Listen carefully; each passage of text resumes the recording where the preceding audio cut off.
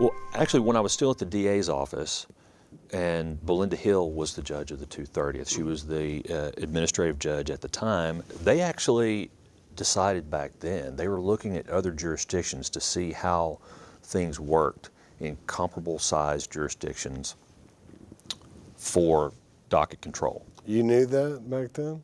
Well, the only reason you were following it? The only reason I knew that back then is because they had a meeting with the chiefs at the DA's office to say, hey, this is what we're looking at.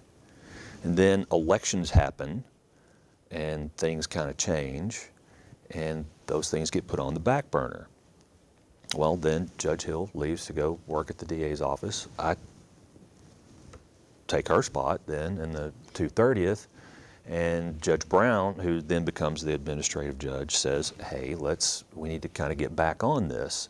So at the time, it was myself, Judge Brown, Kristen Guinea, Ryan Patrick, Catherine Cavanis. There were two others, but they didn't, they decided not to do it. Opted out. Yeah, they opted out. So he said, let's try this. We're going to be the pilot courts. We'll get it going. Other courts will come online as we get the kinks worked out. Yeah. And then, be honest with you, a bunch, especially defense bar, started complaining about it.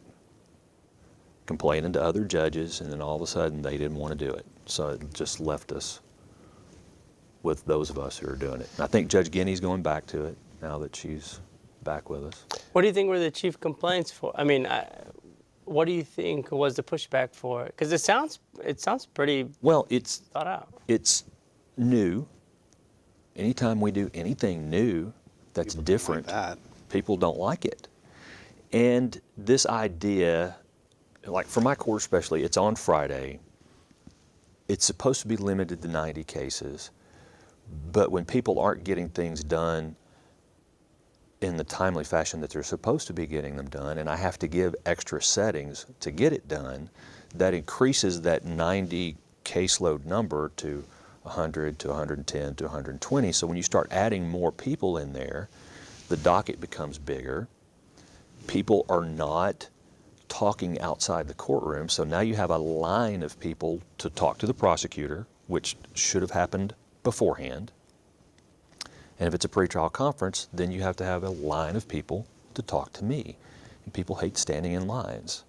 Now, we've made adjustments to that to help out that situation. I think it's gotten a lot better. Our docket has come down, so the people who used to come in and see all the chaotic craziness that they would call it really is not there anymore. It's really pretty calm, pretty well organized. We're a pretty well-oiled machine in the 230th.